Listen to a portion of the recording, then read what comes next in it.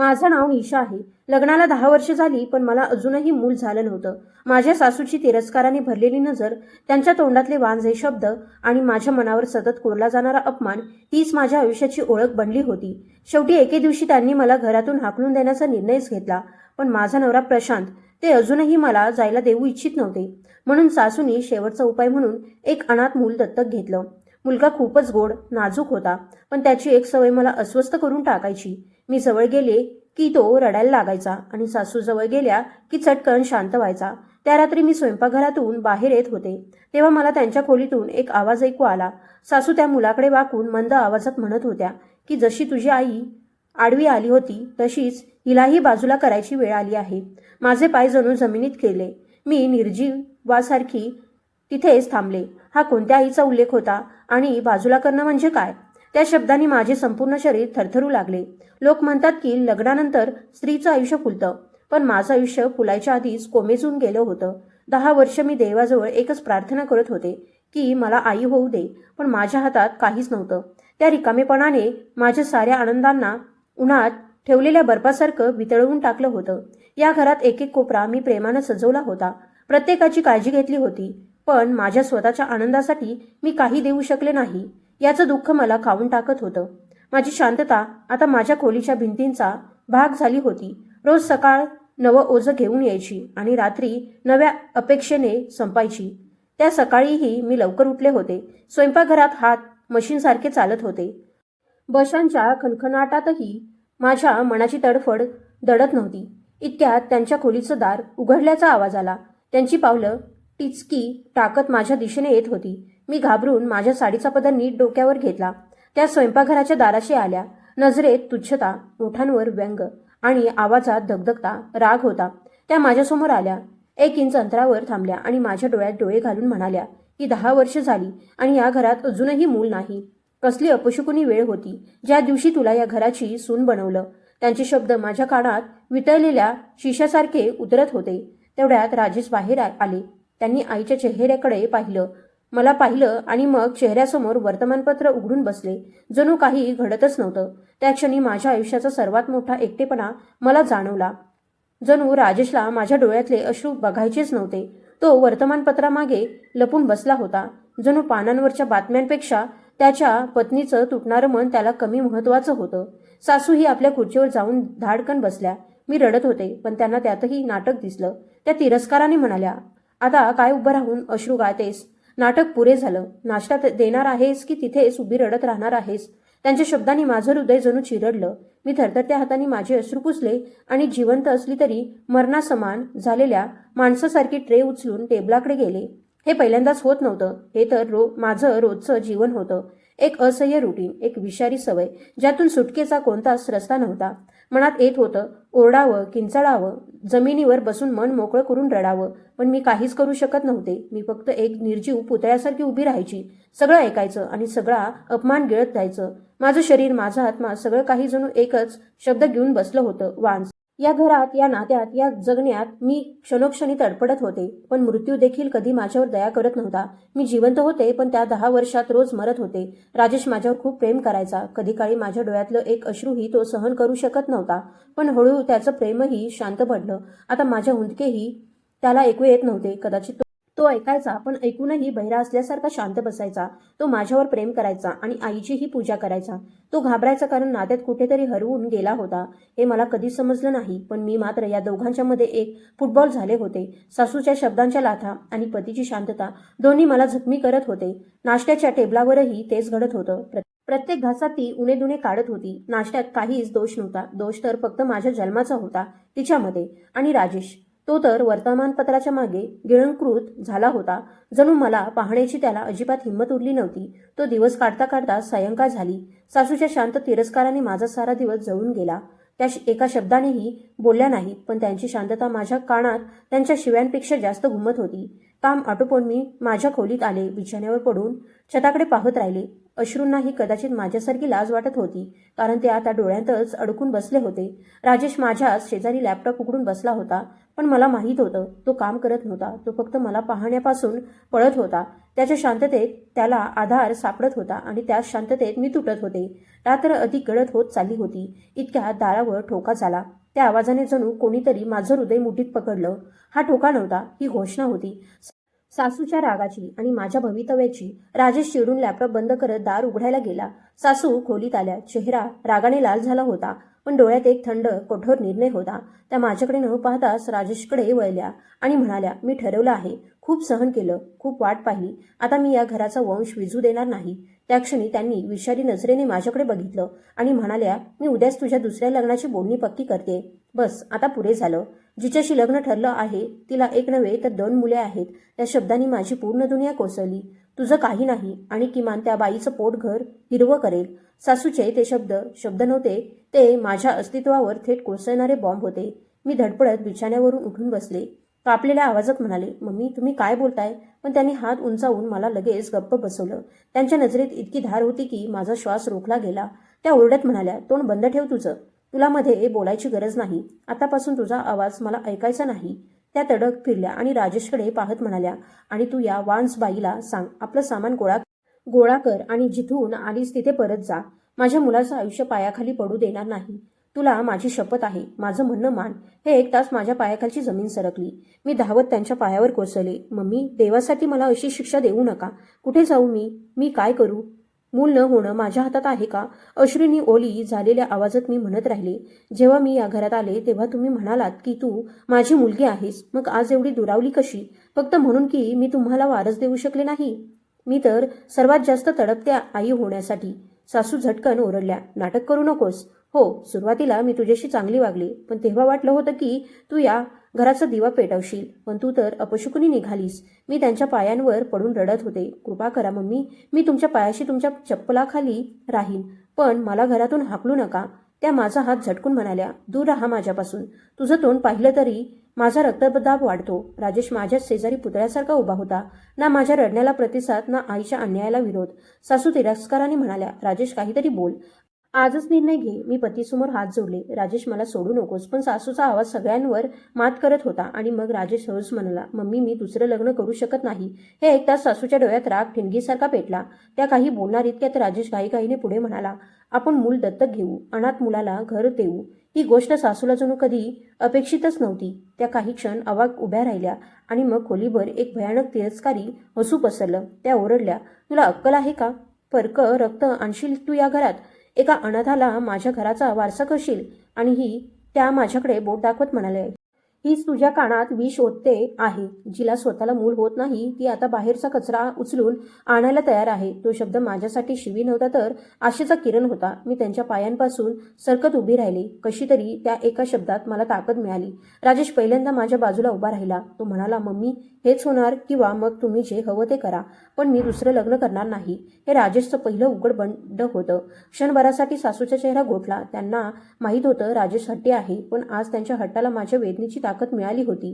रागाने थरथरत त्या म्हणाल्या, ठीक आहे, जाऊन आण तो कचरा. लक्षात ठेव राजेश, त्यांच्या बोटांची धार सरळ माझ्याकडे होती. हे फक्त तुझ्या हट्टासाठी आहे. तो मुलगा वारस कधीच होणार नाही. तो माझ्या नजरेपासून जितका दूर राहील तितकं बरं. मी त्याचा चेहरा सुद्धा पाहणार नाही. माझ्याकडे तो तुझ्या लेकरासारखा नव्हे तर फक्त एक अनाथ असेल आणि अनाथच राहील. माझ्या दिशेने बघत त्या थंडपणे म्हणाल्या, आणि तू अशी कल्पना करूही नकोस की तू जिंकली आहेस. तू वांज होतीस, वांज आहेस आणि वांजच राहशील. दुसऱ्याचं मूल पोटाशी धरलं म्हणून तू आई होत नाहीस. ही तुझी शेवटची धडपड आहे. हेही फसल्यास तुला कोणी वाचू शकत नाही. ते शब्द खोलीत सडक टाकलेल्या जखमेसारखं रुतले. त्या दार आपटून निघून गेल्या. मी तिथल्या तिथे खाली बसले आणि रडू लागले. हे आनंदाचे अश्रू होते की दुःखाचे मला स्वतःलाच कळत नव्हतं. माझं आयुष्य वाचलं होतं, पण आता माझ्या इज्जतीच्या नव्या जखमा सुरू होणार होत्या याची मला कल्पनाही नव्हती. मी रडत होते आणि राजेश फक्त रिकाम्या नजरेनं मला बघत उभा होता. त्याला ठाऊक होतं आज त्याने वादळ टाळले. पण हे वादळ स्थिरावणार नाही. आतापासून अधिक भीषण रूपात घरातच राहणार आहे. पुढचा दिवस उमटला, तो नवीन आशा घेऊन, आणि त्या आशेतही खोल भीती दडलेली होती. राजेशने अनाथाश्रमाशी बोलणी पूर्ण केली होती. तो ठाम होता, तो मूल दत्तक घेणारच. मी संध्याकाळभर घर सजवत बसले. जुनं फर्निचर स्वच्छ करून नवीन रंगरूप दिलं. छोटी छोटी खेळणी आणून बाजूला ठेवली. माझं मन समुद्रासारखं उसळत होतं. मी आई होणार होते. जरी ही आईपणाची प्राप्ती अधुरी होती, तरीही त्या अधुरपणातही मला विश्वासाची सर्वात मोठी आनंदकळी मिळाली होती. दुसऱ्या दिवशी आम्ही गाडीतून अनाथाश्रमाच्या विशाल दरवाजापाशी पोहोचलो. राजेश शांत आणि निर्विकार होता. त्याच्या चेहऱ्यावर भावना नावाची गोष्टच नव्हती. जणू आईच्या भीतीने त्याचं मन कुठेतरी थिजून बसलं होतं. अनाथाश्रमात अंगभर मुले खेळत होती. माझी नजर प्रत्येक चेहऱ्यावर थांबत होती, पण मनाला काहीच भावत नव्हतं. वॉर्डनं आम्हाला मुलांना भेटवत होती. ते छोटे हात, त्या निरागस डोळ्यांतली आशा पाहून माझं मन भरून येत होतं. एकीकडे आम्ही मुलासाठी तडफडत होतो आणि इथे ही लेकरं आई वडिलांसाठी रडत होती. पण तरीही माझं मन स्थिर होत नव्हतं. आणि मग माझी नजर त्याच्यावर पडली. खिडकीजवळच्या कोपऱ्यात बसलेल्या 3-4 वर्षांच्या नाजूक मुलगा.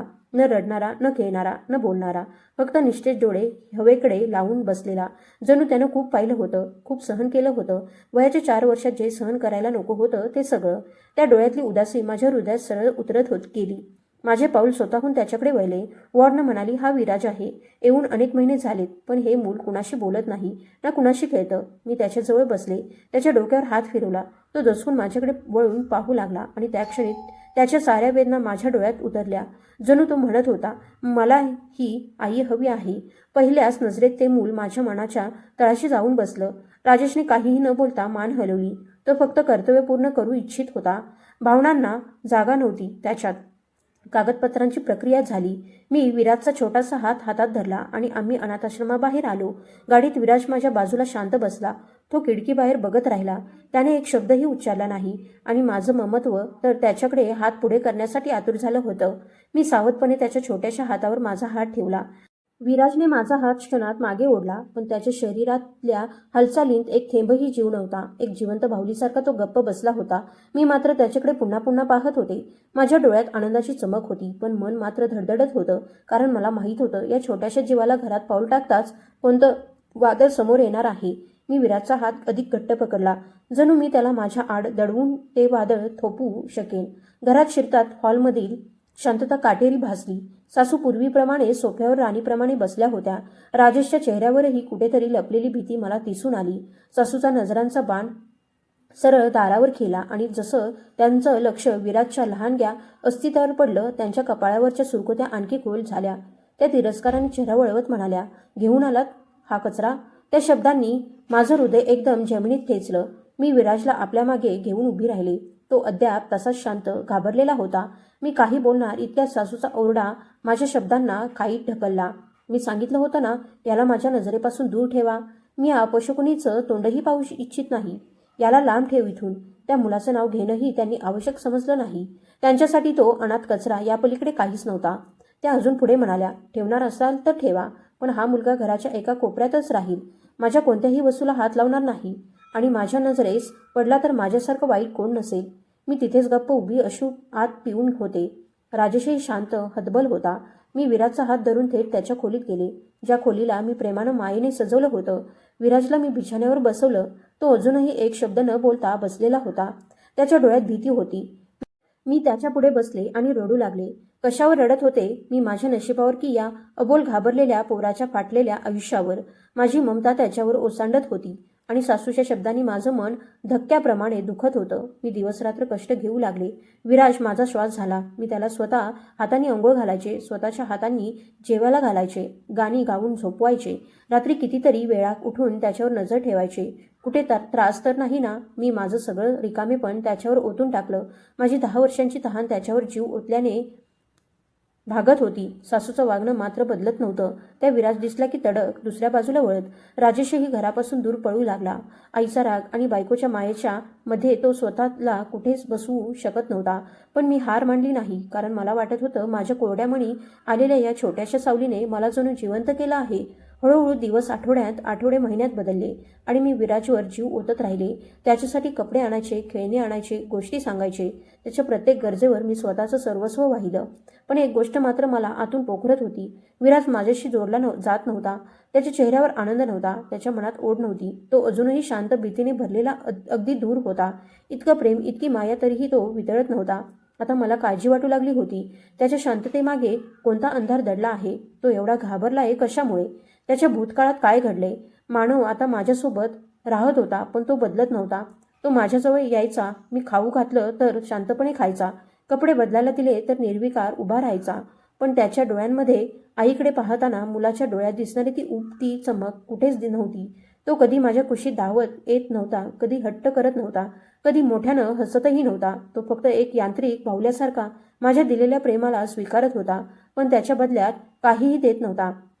त्याच्या या उदासीनतेने माझं हृदय हळूहळू पोखरलं जाऊ लागलं. मी स्वतःलाच विचारू लागले की काय माझ्यातच काही कमी आहे? की मी एवढी अपशकुनी आहे का की एका निरागस मुलालाही माझं प्रेम जाणवत नाही? मी राजेशशी बोलायची तर तो खांदे उडवून म्हणायचा, तो लहान आहे, वेळेनं सगळं शिकेल, अनाथाश्रमात राहिला आहे म्हणून कदाचित असं असेल. पण जे अधिक भयानक होतं ते त्यापेक्षा खूप खोल होतं. मानव माझ्यापासून दूर होत होता आणि त्याच्या डोळ्यांचा ठाव नेहमी सासूकडे लागलेला असायचा. हो, जी सासू त्याला श्वासात इतकंही नाव देत नव्हत्या, ज्या त्याच्याकडून पाहून चेहरा वळवत होत्या, ज्या त्याच्या अस्तित्वाला शाप मानत होत्या. तो मुलगा अज्ञात शक्तीने त्यांच्या दिशेने खेचला जात होता. हा प्रसंग तर मी स्वतः पाहिल्याशिवाय मांडले नसते. मी किचनमध्ये असायचे. विराज आधी शांतपणे खेळण्यांशी खेळत असे, पण काही वेळात जणू कुणीतरी त्याला खुणा करत आहे अशा पद्धतीनं तो खेळणी सोडून द्यायचा आणि हॉलच्या मधोमध येऊन थांबायचा आणि मग तो सरळ सासूकडे पाहत उभा राहायचा. त्याच्या चेहऱ्यावर ना भीती, ना प्रेम, ना ओळख असायची, फक्त एक गूढ खोल अज्ञात रहस्य. सासू सुरुवातीला दुर्लक्ष करायच्या, पुस्तकं उघडून बसायच्या, रागाने त्यांचा चेहरा लाल व्हायचा, पण विराज तिथून हलत नसे. जणू त्यांच्या डोळ्यांना त्या स्त्रीच्या चेहऱ्यापासून सुटका मिळत नसे. शेवटी सासूचा संयम सुटायचा. त्या ओरडत म्हणायच्या, काय आहे का पाहतोयस माझ्याकडे? चल निघ, दूर हो, मला तुझ्यासारखे किडे नकोत इथे. पण तरीही विराज हलत नसे. हॉलमध्ये एक दाट अंधार पसरायचा. मग अचानक त्या गरजाच्या, कुठे मेलीस? तुझ्या या अनाथ मुलाला घेऊन जा. मी किचनमधून धावत यायचे. डोळ्यात लाज, वेदना, अपमान असायचा. मी विराजला उचलण्याचा प्रयत्न करायचे, पण तो उचलू देत नसे. तो स्वतःच लहानसं शरीर जमिनीवर टेकून जम बसून उभा राहायचा, जणू माझ्या कुशीत येणं त्याला नकोच होतं. शेवटी मला जबरदस्ती त्याला ओढून त्याच्या खोलीत न्यावं लागायचं, नाहीतर सासू संपूर्ण घर उलथून टाकायच्या. खोलीत गेल्यावर मानव इतकं रडायचा, इतकं तडफडायचा, जणू त्याला माझ्या मिठीतून सुटका हवी होती. हा प्रकार रोजचा झाला होता. ज्या मुलानं माझं प्रेम नाकारलं तो त्या स्त्रीकडे का खेचला जात होता, जी त्याला शाप देत होती? सासूंचं या गोष्टीवरचं उत्तर तर कात्रीहून धारदार असे. त्या राजेशलाच म्हणायच्या, हे बघ, मी म्हणत होते ना, रक्त रक्त ओळखतो. हा मुलगा देखील जाणतो की निशा त्याची आई नाही. त्याला तिच्याकडून मायेचा स्पर्श जाणवत नाही. तो या घरात आपल्या रक्ताचा शोध घेतोय. मग माझ्यावर तिरस्काराचा बाण सोडत त्या म्हणायच्या, एका अनाथाने सुद्धा तिला स्वीकारलं नाही. ही अपशकुनी इतकी की परक लेकरू देखील तिच्याजवळ येत नाही. मी हे ऐकत होते. मन आतून तुटत होतं, पण तरीही शांत उभी राहायचे. कारण मला माहीत नव्हतं की इथे नेमकं विराजच हरवलेला आहे की या घरात काहीतरी असं आहे जे आपल्याला कळतच नाही. विराज माझ्याजवळ राहत होता, पण तो बदलत नव्हता. तो माझ्याकडे यायचा, मी खाऊ घातलं की शांतपणे खायचा, कपडे बदलायला दिले की निर्विकार उभा राहायचा. पण त्याच्या त्या लहानशा डोळ्यात आईचं प्रेम पाहून चमकायची जी एक उबदार किरणं असते, ती तर कुठेच नव्हती. तो कधी माझ्या मिठीत धावत यायचा नाही, कधी हट्ट करून रडायचा नाही, कधी खुलून हसायचा आवाज त्याच्याकडून ऐकू येत नव्हता. तो फक्त एक जिवंत बाहुलीसारखा माझं सगळं प्रेम स्वीकारत होता, पण त्याच्या मनातून काहीही परत येत नव्हतं. आणि हे पाहून माझं मन तुकडे तुकडे होत होतं. रात्र झाली की मी त्याच्या झोपलेल्या चेहऱ्याकडे पाहत बसायचे. त्याच्या कपाळावरचे केस सारत मी शांतपणे रडत राहायचे. मी कुठे कमी पडले का जाणवत नाही. त्याला माझी माया कळत नव्हती की मीच अशी अपशकुनी आहे. माझ्या प्रश्नांनी मीच माझ्या मनाला कुरतडू लागले होते. पण मला काय माहीत, विराज सासूकडे खेचला जाण्याचं कारण एखादी सामान्य गोष्ट नव्हती. तो तर एखाद्या गुप्त सुरागाचा पहिला धागा होता, जो नियतीने माझ्या सासूच्या दारात ठेवला होता. पण त्यांच्या अहंकाराच्या अंधारात डोळे मिटून बसल्या होत्या. आमच्या बंगल्यात थंडी वाढत होती. ऋतू बदलत होता. हिवाळ्याचा काटा अंगात शिरत होता आणि यंदा ही थंडी शरीरापेक्षा मनातच जास्त उतरत होती. कारण विराज आधीपेक्षा अधिक मौन झाला होता. तो आता सासूकडे टकटकी लावून बघतही नसे, फक्त आपल्या खोलीच्या एका कोपऱ्यात बसून जगापासून वेगळा पडलेला वाटायचा. मी त्याला हसवण्यासाठी नवनवीन खेळणी आणली, चॉकलेट्स दिले, गोष्टी सांगितल्या, पण त्याचा चेहरा कधीच उजळला नाही. ज्या दिवशीपासून तो माझ्याकडे आला, मी त्याच्या चेहऱ्यावर एकही खरं हसू पाहिलं नव्हतं. त्याच्या डोळ्यातली उदासी दिवसेंदिवस गडद होत चालली होती. आणि मग ती रात्र आली जिची मला भीती होती. एका रात्री जेवणानंतर मी विराजला झोपवायला त्याच्या खोलीत गेले. त्याच्या अंगाला हात लावला आणि मी दचकले. शरीर निखाऱ्यासारखं तापलं होतं. मी घाबरून त्याच्या कपाळावर हात ठेवला. तो जणू जळत होता. मी धावत थर्मोमीटर आणला. ताप 102 डिग्री होता. मी लगेच राजेशला हाक मारली, जो खोलीत लॅपटॉप लावून बसला होता. राजेश, विराजला खूप ताप आलाय. तो डोळेही वर न करता म्हणाला, वातावरण बदलतंय, औषध दे, ठीक होईल. मी घरातील औषध दिली. थंड पाण्याच्या पट्ट्या ठेवायला सुरुवात केली, पण ताप उतरता उतरता 103, मग 104. विराज बेशुद्ध अवस्थेत गेला होता. श्वास वेगाने धावत होता आणि तो हलकेच कळवळत. माझा जीव घाबरून घशाला आला होता. मी राजेशकडे पाहिलं. तो आता लॅपटॉप बंद करून झोपायची तयारी करत होता. मी डोळ्यात पाणी घेऊन म्हणाले, राजेश बघ ना, ताप उतरत नाही, कृपया रुग्णालयात जायचंय. राजेश चिडून म्हणाला, रात्रीचे 2 वाजलेत, आता कुठला डॉक्टर बसलेला असेल या अशा वेळी? मी म्हणतोय ना, सकाळपर्यंत ताप उतरून जाईल, जाऊ दे, झोप. आणि त्यानं चादर डोक्यावर ओढली. तो क्षण माझ्यासाठी खूप कठीण होता. माझा एकमेव आधार माझ्यापासून हात काढून घेत झोपून गेला होता आणि मी अंधाऱ्या रात्रीत या तप्त व्याकुळ मुलासोबत एकटी पडले होते. थंड पट्ट्या बदलत त्याच्या छातीची धडधड ऐकत त्याच्या जळत्या त्वचेला स्पर्श करत होते. मी संपूर्ण रात्र थरथरत बसले, पण ताप उतरला नाही. विराचा श्वास भारी होत गेला. पळवळ न थांबलं. तो आता फक्त जळत्या तापात बुडालेला निश्चल पडला होता. त्याचं छोटंसं शरीर अगदी शिथिल झालं होतं. क्षणभर मला वाटलं त्याचा श्वास अडकतोय. माझं डोकंच गरगरायला लागलं. मी काय करू, कुठे जाऊ, काहीच कळत नव्हतं. अचानक सासूबाईंचा विचार आला. हो, त्या घरच्या मोठ्या आहेत. कदाचित विराची ही अवस्था पाहून त्यांचंही मन वितळेल. कदाचित त्या राजेशला उठवतील, कदाचित त्या मला मदत करतील. या क्षणी आशेवर मी विराजला छातीशी घट्ट धरलं आणि थरथरत त्यांच्या खोलीकडे धावले. कापऱ्या हाताने मी दरवाजा ठोठवला. मम्मी, प्लीज दरवाजा उघडा. पण आत काहीच हालचाल नव्हती. मी आणखी जोरात दार ठोकू लागले. विराची तब्येत खूप बिघडली आहे. माझ्या किंकाळ्यांनी शांतता भेदली.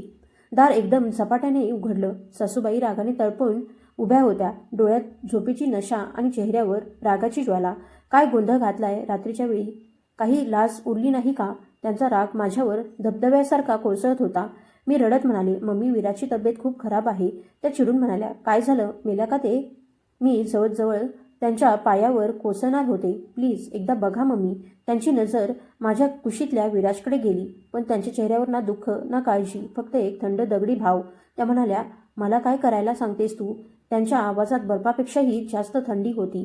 मी तुला सांगितलं होतं ना, मला या परक्या पोराशी काही देणं घेणं नाही. ते तू आणलंयस तर तूच बघ त्याला. मी हात जोडले. मम्मी प्लीज, राजेशला उठवा, तो त्याला दवाखान्यात घेऊन जाईल, कृपा करा. त्या उपहासाने हसल्या. आता आठवलं, जेव्हा हे लेकरू घेऊन घरात आलीस तेव्हा विचारलं होतं. चिमटा काढल्यासारख्या जोरात मला हलवत म्हणाल्या, माझी झोप परक्या पोरासाठी मोडू नकोस. त्याची काळजी तुला घ्यायची होती, घे. मेला तर मरू दे, मला काही फरक पडत नाही. आणि आता निघ इथून. माझं दार पुन्हा कधी ठोठावू नकोस. इतकं बोलून त्यांनी माझ्या तोंडावर दार आपटलं. तो फक्त दरवाजा नव्हता, माझ्या शेवटच्या आशेवर कोसळणारी एक जड भिंत होती. मी तिथेच थंड जमिनीवर कोसळले. माझ्या कुशीत विराज, ज्याचा श्वास क्षीण होत चालला होता, पण माझा धीर संपला होता. मी फक्त रडत नव्हते, मी ओरडत होते, कोसळत होते. आतला सारा राग, वेदना, अपमान सगळं बाहेर येत होतं. 10 वर्षांचं माझं बाळपण, पतीची बेजबाबदारी, या घरातली एकाकीपणाची शिक्षा, सगळ्यावर मी रडत होते. पण त्याचवेळी माझी नजर विराजच्या छोट्या चेहऱ्यावर गेली. त्या चेहऱ्यावरचा निसरता श्वास माझं हृदय आवळून गेला. मला जाणवलं, मी हार मानू शकत नाही. हा फक्त माझा नाही, हा माझ्या लेकराचा जीवाचा प्रश्न आहे. जन्म दिला नसूनही माझ्या मायेची ताकद सगळ्या जगापेक्षा मोठी आहे. माझे अश्रू थांबले. त्या जागी डोळ्यात एक हट्टी जिद्द आली. मी उठले. त्या विराजला माझ्या छातीवर घट्ट टेकवलं. साडीचा पदर डोक्यावर घेतला. पर्स आणि चाव्या उचलल्या. ना पतीकडे पाहिलं, ना सासूच्या दाराकडे. मी वाघिणीप्रमाणे माझ्या लेकराला वाचवण्यासाठी त्या अंधाऱ्या निर्दयी घरातून एकटीच बाहेर पडले. रात्रीचा काळोख पसरलेला होता. रस्ते सुनसान आणि मी वेडी झाल्यासारखी त्या रस्त्यावर धावत होते. येणाऱ्या जाणाऱ्या प्रत्येक गाडीसमोर हात हलवत कोणीतरी थांबेल म्हणून धडपडत होते. अखेर एक रिक्षा माझ्यासमोर थांबली. दादा, मला पटकन हॉस्पिटलला घेऊन चला. मी रिक्षात बसले आणि विराजच्या थंड पडलेल्या कपाळावर चुंबन ठेवलं. काही होणार नाही बाळा, मी आहे ना तुझ्यासोबत. मी तुझी आई आहे. मी तुला काहीही होऊ देणार नाही. त्या रात्री मला पहिल्यांदा जाणवलं की मी वांझ नव्हते. मी फक्त एकटी होते आणि आता माझ्या एकटेपणाचा खरा साथी माझ्या कुशीत होता. तो छोटा जीव, ज्यासाठी मी संपूर्ण जगाशी लढायलाही तयार होते. त्या क्षणी माझ्या सासूबाईंचं धडाक्याने आपटला गेलेला दरवाजा आठवला. त्यांनी पूर्ण ताकदीने माझ्या चेहऱ्यावर तो दरवाजा बंद केला होता. त्यांना समाधान वाटलं होतं की त्यांच्या मते अपशकुनी सून आणि तिच्या बेवारस मुलाच्या आवाजापासून मुक्ती मिळाली. त्या पुन्हा गरम बिछाण्यात जाऊन पडल्या, पण रागाने त्यांच्या शरीराचे थरकाप उडत होते. प्रशांतची बेजबाबदारपणा, माझी हट्टी जिद्द या दोघांनी मिळून त्यांच्या सगळ्या शांततेचा नाश केला होता. त्या झोपायचा प्रयत्न करत होत्या, पण झोप पळून गेली होती. तरीही जबरदस्तीने डोळे मिटले आणि मग त्या एका भयानक अंधाऱ्या स्वप्नात कोसळल्या. स्वप्नात त्यांच्यासमोर त्यांची स्वतःची मुलगी दीपिका उभी होती, भिजलेली, थरथरत, आणि तिच्या कुशीत एक छोटंसं बाळ गारठून निळं झालेलं. दीपिका रडत रडत म्हणत होती, आई, देवासाठी मला नाही, पण या बाळासाठी तरी मला आत घे, नाहीतर हे मरून जाईल. आई, दार उघड. दीपिका बाळ त्यांच्याकडे पुढे करत होती, पण सासूबाईंचा चेहरा दगडासारखा अहंकाराने भरलेला. त्या किंचाळल्या, दूर हो, तू माझ्यासाठी मेलेली आहेस. तुझं पापाचं लेकरूही मेलं तरी मला काही फरक पडत नाही. दीपिका रडत होती आणि स्वप्नातलं दृश्य अचानक बदललं. आता तिथे फक्त ते मूल पडलेलं होतं, थंडीने कापत, भिजलेलं. एकटं तो छोटा जीव रांगत रांगत सासूबाईंकडे आला. चेहरा धुसर होत गेला आणि शेवटी त्याने त्यांच्या पायाला हात लावला. सासूबाई गुडघे टेकून त्यांचा चेहरा पाहण्यासाठी वाकल्या आणि त्यांच्या हृदयात काहीतरी वितळलं. आजी, हा त्या छोट्या बाळाचा आवाज. आणि तेवढ्यात एक थरकाप उडवणारी किंकाळी सासूबाईंच्या घशातून निघाली. त्या दचकून जाग्या झाल्या. संपूर्ण अंग घामानं भिजलेलं, शरीर थरथरत होतं, श्वास धापा टाकत होता. आजी, हा आवाज त्यांच्या कानात घुमत राहिला. त्यांच्या डोळ्यांसमोर वीराचा चेहरा चमकला. तो रोज जसा तिला निरखून बघायचा. ती अकल्पित ओढ, ते अज्ञात नातं. काय तो तिला ओळखत होता? काही रक्त खरंच रक्ताला ओळखतं? हा विचार त्यांच्या मनात वज्र प्रहारासारखा आपटला. त्यांना आठवलं की दीपिकाच्या मृत्यूनंतर त्यांनी तिचं बाळ शोधण्याचा किती प्रयत्न केला होता. राग शांत झाल्यावर, अपराधाची जाणीव झाल्यावर, पण ते बाळ कधीच सापडलं नव्हतं. काय नियतीने त्यांचं तेच पाप आता त्यांच्यासमोर उभं केलं होतं? त्या वेड्यासारख्या उठल्या. पाय थरथरत होते. त्यांचा अहंकार, त्यांची कठोरता सगळं एका स्वप्नात चिरडून टाकलं होतं. आणि तेव्हा त्यांना लक्षात आलं की घरात शांतता आहे आणि आम्ही दोघं कुठेच नाही. त्यांचे शब्द त्यांच्या कानात घुमले, मेला तर मरू दे, मला काही फरक पडत नाही. त्यांच्या पायाखालची जमीन सरकली. श्वास गडबडला. त्या हॉलच्या मधोमध कोसळल्या. भीतीने, पश्चातापाने आणि अकल्पित सत्याच्या सावलीने त्यांचा आत्मा हादरून गेला होता. हे त्यांच्या आयुष्याच्या नाटकाचा पहिला उलगडा होता आणि त्या पडद्यामागचं वास्तव एवढं भयानक होतं की त्यांची सगळी कठोरता क्षणात भस्म झाली होती. ती तिथूनच बसून रडत राहिली. राजेशला हाक मारायची तिच्यात हिंमत उरली नव्हती. कसं म्हणणार होती ती, ज्याला ती रोज दूध पाजत आली, ज्याला आपल्या मुलासारखं मांडीवर घेत आली, तोच कदाचित तिच्या घराचं हरवलेलं रक्त असू शकतं, तिच्या मरण पावलेल्या मुलीचं बाळ असू शकतं. त्या रात्री ती जणू दगड झाली होती. पहाटेचा पहिला किरण खोलीत पडला तेव्हाही ती तशीच बसलेली होती, निष्क्रिय, शून्यासारखी. तेव्हा दरवाजा उघडण्याचा आवाज आला. मी आत आले. मी थकलेली, मोडकी, जवळजवळ कोसळलेली. माझ्या कुशीत विराज होता, चादरी लपेटलेला, शांत झोपलेला. सासूबाई मला आणि विराजला पाहत राहिल्या. त्यांच्या डोळ्यात लाख प्रश्न होते, लाख ओरडणं होतं, पण ओठ मात्र बंद होते. मी एकही शब्द न बोलता पुढे गेले. माझ्या डोळ्यात आता ना अश्रू होते ना विनंती, फक्त एक शून्य, एक थंड शांतता होती. सासूबाईंनी आम्हाला जाताना पाहिलं. त्या काहीतरी बोलू पाहत होत्या. कदाचित विचारू इच्छित होते की विराज कसा आहे किंवा मी कुठे गेला होता, पण शब्द घशातच अडकले. त्यांना धीर झाला नाही. त्या दिवसापासून सासूबाई बदलल्या होत्या. त्यांचं किंचाळणं, टोमणे, ओरडणं सगळं जणू एका रात्रीत बंद झालं होतं. त्या दिवसभर फक्त त्यांच्या खास शांत खुर्चीत बसत आणि नजरा सतत विराजच्या खोलीच्या दिशेने वळलेल्या असायच्या. विराजला बरा होण्यासाठी काही दिवस लागले. ताप उतरला, पण अशक्तपणा खूप होता. जेव्हा तो पुन्हा चालण्या इतकासा मजबूत झाला, मी त्याला घेऊन लिव्हिंग रूममध्ये आले. सासूबाईंचं हृदय धडधडलं. आज त्या त्याला तिरस्काराने नव्हे तर जणू एखाद्या शंकेने, एका खोल ओढीने बघत होत्या. विराज काही काळ माझ्या मिठीत बसला, नंतर नेहमीप्रमाणे खाली उतरला आणि हळूहळू पुढे सरकत खोलीच्या मध्यभागी गेला. तो थेट सासूबाईंकडे गेला नाही, पण त्यांच्यापासून काही अंतरावर उभा राहून एकटक पाहू लागला. आज दृश्य उलट होतं. विराज त्यांना बघत होता आणि त्याला. दोघांच्या डोळ्यात सारखेच प्रश्न. तो दिवस साध्यासारखाच सुरू झाला होता. विराज खेळण्यांमध्ये गुंग होता. मी स्वयंपाकघरात आणि सासूबाई त्यांच्या खुर्चीत शांत बसल्या होत्या, पण मन मात्र अस्वस्थ होतं, कारण त्या स्वप्नातला आजी हा आवाज त्यांच्या कानात अजूनही घुमत होता, त्यांना छळत होता. त्या विराजकडे बघत पुन्हा आपल्या आतल्या भीतीला झटकत पुन्हा त्याच्याकडे पाहत होत्या. काहीतरी विचारायचं होतं त्यांना, पण शब्द बाहेर येत नव्हते. त्यांच्याकडे जावं असंही त्यांना वाटत होतं, पण अहंकाराची साखळी त्यांना जागेवर रोखत होती. असेच दिवस जात होते. एका दुपारी अचानक दारावर टकटक झाली. मी दार उघडलं तर एक वयस्कर बाई उभ्या होत्या. चेहऱ्यावर सुरकुत्या, पण डोळ्यात तेज होतं. त्या होत्या देवकी मावशी, सासूबाईंच्या जुन्या गावातील मोलकरीण ज्या कधीमधी शहरात भेट देण्यासाठी येत असत. सासूबाईंनी त्यांना पाहता जणू त्यांच्या आत जमलेलं दुःख मौन क्षणभर हललं. त्या उठल्या. अगं देवकी आत ये. देवकी मावशी बसल्या. मी चहा आणायला आत गेले. देवकी मावशी गप्पा मारत राहिल्या. गावाच्या बातम्या, लोकांची चर्चा. सासूबाईही होकार नकार करत त्यांच्या गप्पा ऐकत होत्या. पण त्यांच्या नजरा सतत विराजकडे वळत होत्या आणि विराजही उत्सुकतेने देवकी मावशींकडे पाहत होता. त्याची नजर देवकी मावशींच्या डोळ्यांना भिडली. तो हळूहळू त्यांच्या जवळ आला. देवकी मावशी बोलताना अचानक थांबल्या. त्यांच्या डोळ्यात धक्का होता. त्या विराजकडे एकटक पाहू लागल्या. त्याचा चेहरा, कपाळ, डोळे, त्या लहानशा शरीराची रचना. सासूबाईंनी हे पाहिलं आणि त्यांचं हृदय दडपायला लागलं. विराज ही त्यांना तितक्याच कुतूहलाने पाहत होता. देवकी मावशींनी थरथरत्या हाताने विराजच्या चेहऱ्याला स्पर्श केला. त्याच्या डोळ्यात खोलवर डोकावलं आणि मग त्यांची नजर थेट त्याच्या उजव्या हातावर गेली. त्याच्या छोट्याशा करंगळीवर जिथे एक छोटासा जन्मजात काळा तीळ होता. तो तीळ पाहताच देवकी मावशींच्या तोंडून एक भयानक हादरवणारी किंकाळी निघाली. नाही, हे नाही होऊ शकत. त्या थरथरत सासूबाईंकडे वळल्या. त्यांच्या डोळ्यात पाणी आणि अंगभर भीतीचा काटा आला. मालकीन बाई, हा मुलगा कोण आहे? देवकी मावशींचा चेहरा राखेसारखा पांढरा होत चालला होता. सासूबाईचा आवाज अडखळला. हा तर निशाने आणला आहे अनाथ आश्रमातून. देवकी काय झालं? सांग ना, काय आहे हे? देवकी मावशींचा आवाज तुटत होता. नाही मालकीन, असं नाही होऊ शकत. हा मुलगा अनाथ नाही. हा तर आपल्या दीपिका बाईंचा मुलगा आहे. सासूबाईंचं हृदय एक धक्का खाऊन थांबल्यासारखं झालं. देवकी मावशी पुढे म्हणाल्या. त्याचा चेहरा, त्याच्या डोळ्याची चमक आणि हा तीळ. दीपिकेच्या मुलाच्या जन्मवेळी तिच्या या बोटावरही अगदी हा असाच तीळ होता. मी स्वतः पाहिलं होतं. हा मुलगा तिथे कसा गेला? तो इथे कसा आला?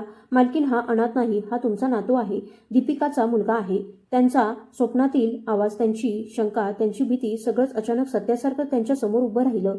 ज्याच्यावर त्या तुच्छतेने थुंकत होत्या, ज्याला अपशकुनी आणि बेवारस कचऱ्याचा ढीग म्हणत होत्या, तोच त्यांचा स्वतःचा रक्ताचा तुकडा होता. त्यांच्या मरून गेलेल्या मुलीची शेवटची जिवंत भेट. आजी, हा आवाज आज आकाशात गडगडणाऱ्या विजेसारखा त्यांच्या कानात वाजत होता. सासूबाईंच्या तोंडून एक अशी किंकाळी निघाली की जणू 10 वर्षांचा दगड झालेला त्यांचा जीव क्षणात तुटून तुकडे तुकडे झाला. दीपिका त्या जमिनीवर कोसळल्या. जणू जखमी व्याघ्नीप्रमाणे त्या रडत तडफडत होत्या. त्या विराजकडे सरपटत जाऊ लागल्या. आठवणींच्या गुंगीत, अपराधाच्या जाळ्यात अडकून विराज शांत उभा होता. कदाचित काहीच समजत नव्हतं, पण त्याच्या डोळ्यात भीती किंवा घाबरटपणा नव्हता. एक ओळखीची ओढ होती. सासूबाई त्याच्यापर्यंत पोहोचल्या आणि त्याला आपल्या मिठीत घट्ट घेतलं. जणू हरवलेला जीव पुन्हा मिळाला होता. त्या त्याच्या कपाळावर, गालांवर, हातांवर वेड्यासारखं चुंबन घेऊ लागल्या. माझं बाळ, माझ्या दीपिकेचा मुलगा, माझा नातू. बाळा, मला माफ कर. मी अंध झाले होते. अहंकारानं मला ठार मारलं होतं. मी तुझ्या आईची, माझ्या स्वतःच्या मुलीची खुनी आहे. त्या गहिवरून रडू लागल्या. विराजला मिठीत घेऊन, माफ कर मला बाळा. मी कसली आई, कसली आजी आहे. मी माझ्या मुलीला मारलं आणि तुलाही मरणाकडे ढकललं. त्यांच्या त्या झंझावतासारख्या ओरडण्याने राजेशही खोलीतून बाहेर धावत आला. मी ही ट्रे हातात धरून स्वयंपाकघरातून बाहेर आले आणि जागेवर तशीच थिजून गेले. माझ्या आयुष्यात मी पहिल्यांदा माझ्या सासूबाईंना अशा प्रकारे कोसळताना पाहत होते. तुकडे तुकडे विघटित रडत आपल्या पापाखाली चिरडलेलं. राजेशने देवकी मावशीला पाहिलं, मग आपल्या आईला आणि मग त्यांच्या कुशीतल्या राजेशला. क्षणात सगळा भूतकाळ त्याच्या चेहऱ्यावर उमटला. त्याच्या डोळ्यातही पाणी आलं. तो शांतपणे भिंतीला टेकून बसला. घरातील प्रत्येक जीव रडत होता, फक्त विराज वगळता. तो मात्र शांतपणे आपल्या आजीच्या मिठीत विसावला होता. जणू ही मिठीच त्याला आयुष्यभर हवी होती. राजेशचा आवाज मंद झाला होता. हे सगळं नियतीचा खेळ आहे. मी त्याच्याकडे रिकाम्या नजरेने पाहिलं. नियती म्हणजे काय? राजेशने एक खोल श्वास घेतला आणि त्या घराची वर्षानुवर्षे गाडलेली गोष्ट त्या रात्री पहिल्यांदाच त्याने उचलून समोर ठेवली. दीपिका माझी लहान बहीण, आईची लाडकी होती, पण तिने आमच्या विरुद्ध जाऊन एका गरीब मुलावर प्रेम केलं. त्याच्याशी लग्न करण्याचा हट्ट केला. आईनं तिच्यासमोर अहंकार मांडला, इज्जतीची शपथ घेतली, पण दीपिकाने काही ऐकलं नाही. ती घरातून पळून गेली. आईसाठी तो इतका मोठा धक्का होता की त्या दिवशीच आईनं ती मेली असं घोषित केलं. घरात तिचं नाव घेणंही बंद केलं. वर्ष निघून गेली. एक दिवस बातमी आली की दीपिकाला तिच्या नवऱ्यानं सोडलं आहे. ती आजारी असहाय्य आहे आणि तिच्यासोबत एक छोटंसं बाळ आहे. ती आईकडे आली होती, हात जोडून अपेक्षा घेऊन की आई तिला स्वीकारेल, तिच्या बाळाला मिठी मारेल. राजेश थांबला. त्याच्या आवाजात थरथर होती. त्या दिवशी बाहेर खूप पाऊस होता आणि आईनं तिला दारातूनच हाकलून दिलं. आईनं दीपिकाला दारातून अक्षरशः ढकलून बाहेर फेकलं होतं. ती आमच्यासाठी मेलीये. मारायचं असेल तर मरेल. पण या घराच्या दारात पुन्हा कधी येणार नाही असं म्हणून त्यांनी दार तिच्या तोंडावर आपटून घेतलं होतं. दीपिका तुटलेल्या मनानं पावसात भिजत रडत रडत तिथून निघून गेली आणि काही दिवसांनी तिच्या मृत्यूची बातमी आली. राजेशच्या आवाजात खोल दुःख होतं. तो पुढे म्हणाला, त्या दिवशी मी आईला पहिल्यांदाच तुटांना पाहिलं होतं. त्या अक्षरशः कोसळल्या होत्या. त्या वेड्यासारख्या दीपिकाला हाक मारत होत्या. आईनं तिच्या मुलीच्या मुलाला सर्वत्र शोधलं, प्रत्येक दवाखान्यात, गावात, पोलिसांकडे, नातेवाईकांकडे, पण कुणालाच काही माहिती नव्हती. ते बाळ कुठेतरी हरवलं होतं आणि कदाचित अनाथाश्रमात पोहोचलं. राजेशने डोळे पुसले. आई आतूनच मरत होत गेल्या. अपराधाच्या ओझ्याखाली त्या चिरडत गेल्या. त्यांचा राग, त्यांचा कडवटपणा, त्यांचा तिरस्कार हे सर्व त्या स्वतःला दिलेली शिक्षा होती. ही गोष्ट आम्ही तुला सांगितली नाही. तू त्यांना जितकं चुकीचं समजत होतीस त्या स्वतःलाच तुझ्यापेक्षा जास्त दोष देत होत्या. आणि आणखी एक गोष्ट, आई तुला न आवडणं हेही त्यांच्या वेदनेचं रूप होतं. तू आई होऊ शकत नव्हतीस आणि त्यांच्या डोक्यात सतत तोच विचार, देवाने माझी मुलगी नेली कारण मी गरिबाच्या घरात ती दिली होती. मला शिक्षा दिली. मला नातवंडही दिलं नाही. पण नियतीकडे वेगळंच उत्तर होतं. ज्याला त्यांनी दारातून हाकलून दिलं त्याच मुलाला तू घेऊन या घरात आणलंस. राजेश शांत झाला. खोलीत फक्त माझे दडदणारे श्वास ऐकू येत होते. माझ्या अंगावर काटा आला. नियतीचा न्याय किती विचित्र असतो. ज्या स्त्रीनं आपल्या मुलीला अहंकारासाठी गमावलं तीच माझ्यावर राग काढत होती कारण मी आई बनू शकत नव्हते. पण आज मला तिच्यावर राग नव्हता. उलट तिचं दुःख पाहून माझं हृदय विरघळून गेलं. अहंकारानं तिचं आयुष्य खाल्लं होतं. तिची मुलगी हिरावली होती पण तिला जिवंत ठेवूनही मृतवत बनवलं होतं. त्या रात्रीपासून आमच्या घरात सगळंच बदललं. सासूबाई बदलल्या. त्या आता कडवट, तिरस्काराने बोलणाऱ्या नव्हत्या. त्या आता फक्त एक आजी होत्या. परत मिळालेला नातू छातीशी घट्ट पकडणारी. त्या विराटचं सावलीसारखं रक्षण करू लागल्या. त्याला स्वतःच्या हाताने खाऊ घालू लागल्या. अंघोळ घालत होत्या. कथा सांगत होत्या. रात्रभर उठून त्याचं ताप बघत होत्या.